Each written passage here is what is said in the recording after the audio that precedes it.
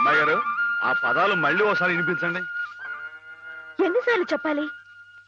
ఔరా అమ్మక చెల్ల ఆలకించి నమ్మడమెల్లా అంత వింత గాథల్లో ఆనందలాల. అబ్బా, అయ్యగారు పెద్ద పెద్ద మాటలతో పుస్తకాలు రాయడమే కాకుండా ఈ చిన్న చిన్న మాటలతో ఇది ఎంత బాగా రాశారండి బాబు. అందుకే నువ్వేదో నాటకం కట్టి పాడు చేద్దంది. కరెక్ట్ అమ్మాయి గారు. ఏంట్రా జోకులేస్తున్నావా? మొహం పిడకైపోద్దు. ఏమండో మనంత తేలిగా అంచనా వేయకండి. ఈ తూగో జిల్లా మొత్తంలో పల్లె పాటల్లో మనమేనండి ఫస్ట్.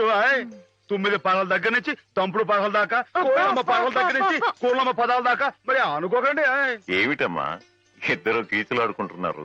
ఏం లేదు బాబా, మన అమ్మాయి గారి బావగారు లేరు శ్రీపతి గారు, ఆరి కాలేజీలో జానపదాల పోటీ మన అయ్యగారితో పాట రాయించి ఆరి పిల్లలతో పాడేద్దామని శ్రీపతి గారు అంటేని నేనేమో రాగం కదా అయిపోయి. బాబా నువ్వు చెప్పాబా ఇట నాటికి మన కదా లాయకి. నిజమేనమ్మా, వాడికి రాని విద్యంటూ లేదు. పోనీ ఒకసారి అని చూడండి.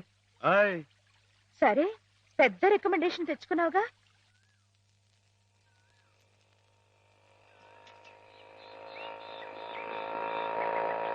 పిల్లలు వచ్చేసాను రా, రండి రండి పట్టుకోరా. రండి రండి రా, నన్ను కొంచెం పైకి ఎక్కనివ్వండి రా, ఎక్కనివ్వండి కొంచెం దారి దారి. పాలని మీకేరా కొట్టుకోండి. ఏంటా ఇంట్లో ఎలా ఉంది? అరే పేపర్లు విశేషాలేంటి? దొమ్మిలు కొట్లాట్లు.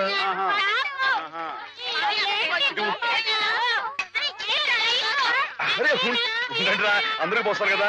ఇది పట్టుకో, ఇటు చెప్తాను.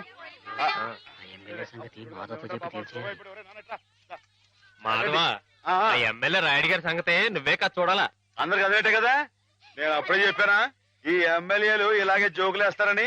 అప్పుడు ఓట్ల కోసం హారతలు ఇచ్చాడు, పని అయిపోగానే మీ మొహాలు పిడగలు చేశాడు. ఎండిపోయి పొయ్యిలో పెట్టుకోడు, ఉపయోగపడతాయి. బాబు మాధవ ఇలా రా బాబు.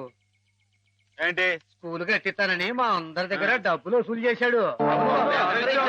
6 ఏళ్లుగా అరుంధతి నక్షత్రం వంక చూస్తున్నావే గాని ఇంతవరకు స్కూల్ కి పునాది రాయపడలేదు. పిల్లలు నానా ఇబ్బందులు పడుతున్నారు మాధవ. ప్రతిరోజు 4 మైళ్ళు నడిచి వెళ్లి రావాలంటే చాలా కష్టం కదా. ఆలోచించు, నువ్వే ఎలాగైనా రాయుడు గారితో మాట్లాడాలి. అవును మాధవ, మాలో నువ్వే ధైర్యవంతుడి. తాడో పేడో నువ్వే తేల్చేయాలి.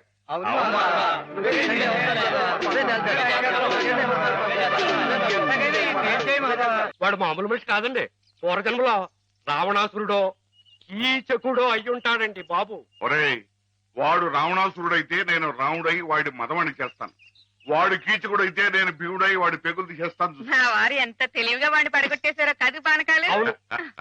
ఆ మాత్రం తెలివితేటలు లేకపోతే నేను తలకాయలు మార్చి ఎమ్మెల్యేని ఎలా అయ్యి ఉండేవాడిని. పిచ్చిబండ.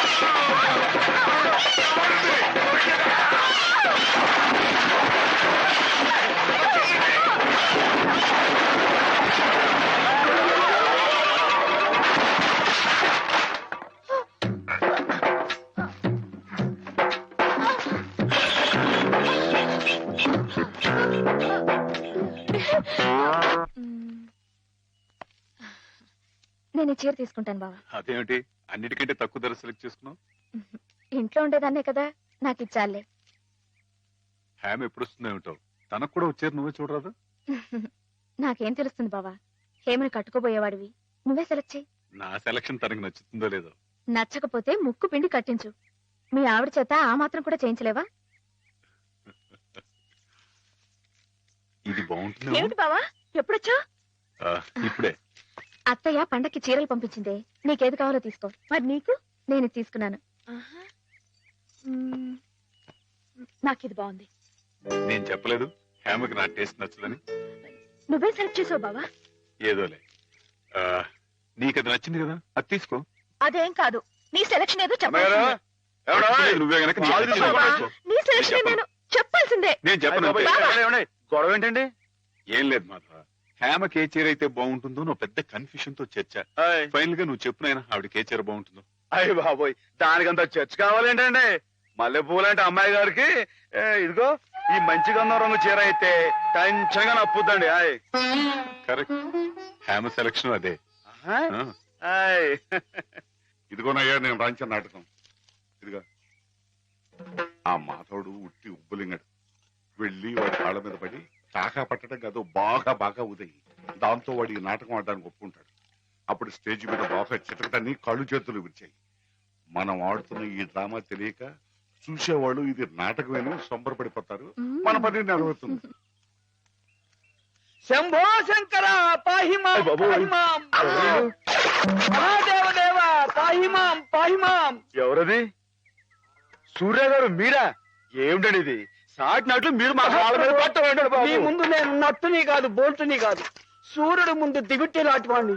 ఎంత మాట లేవండి. స్వామి, సింహం ముందు చిట్టెలికి లాంటి వాణ్ణి, మ్హూ. బంగారం ముందు ఇత్తడి లాంటి వాణ్ణి. సరే ముందు కూర్చోండి. అయ్యో అపరాధం స్వామి, ఏమండి?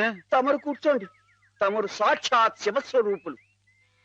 ఈ జిల్లాకే శివుడు, భారతదేశానికే శివులు, అమెరికా కూడా తమరే శివులు.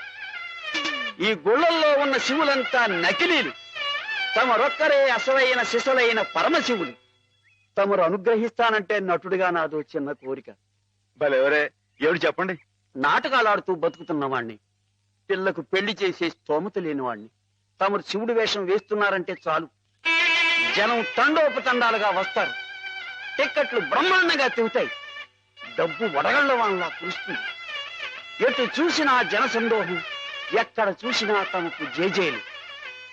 ఆ రాబడితో కూతురు వివాహం జరిపించుకోవచ్చన్న స్వార్థంతో వచ్చాను మాధవ స్వామి.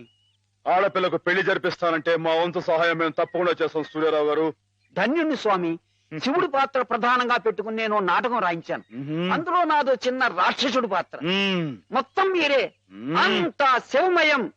రుద్రం భజే శౌర్య భద్రం భజే అని మేము స్తోత్రం చేస్తుంటే తమరు పరమశివులు తాండవం. హరుడు శశిధరుడు అని మేం కీర్తిస్తుంటే తమరు అపరశివులు నర్తనం లాస్య నర్తనం. ఇలా పెద్ద పెద్ద సెట్టింగులతో ఫైర్ వర్కులతో వైర్ వర్కులతో అదిరిపోతుంది అనుకోండి. అదర కొట్టేస్తాం. మా పార్టీ మాకు వదిలేండి. కథ పార్టీ ఎవరు చెప్పండి. రాక్షసులు తపస్సు చేస్తారు, పరమశివుడు దర్శనమిస్తాడు. ఎవరి చేత చావు రాకుండా వరం కోరుకుంటారు. మరి శివుడు వరం ఇచ్చేశాడా? గోళా శంకరుడు కదండి, పాస్ చేసేయండి. ఆ తర్వాత అప్పుడు ఆ ముష్కర్లు, ఆ దుష్కర్లు శివుణ్ణి చంపబోతే వరం ఇచ్చిన పాపానికి చావు దెబ్బలు తింటూ ఉంటాడు. పార్వతి ప్రవేశించి ధర్మ వినాశకుల మీద దయ్యేమిటని ఈయనకి ప్రేరణ కలిగిస్తే. అండి అమ్మాయి గారు, మీరు దాన్ని ఎలా సాగదీస్తారేమో నాకు తెలియదు కానీ మనం తాండవం చేస్తుంటే స్టేజ్ దత్తలిపోవాలండి. ఈ మధ్య కాలంలో మన స్టేట్ లో ఇట్టాను శివుడు పుట్లు కనిపించాలండి. హేమ నేర్పగలదు, నువ్వు నేర్చుకుంటావు. అది సరే గాని ఇలాంటిది ఎక్కడ ఏ పురాణంలో లేదే. లేకపోతే ఏమండి, ఇందులో మా గొప్ప నీతి ఉంది కదండి. మగాడు తొందరపడి తప్పు చేసిన ఆడది సరిదిద్ది మంచి చేయాలని. ఎప్పుడు నాయన ప్రదర్శన? మీరు ఎప్పుడు పాస్ చేస్తే అప్పుడేనండి.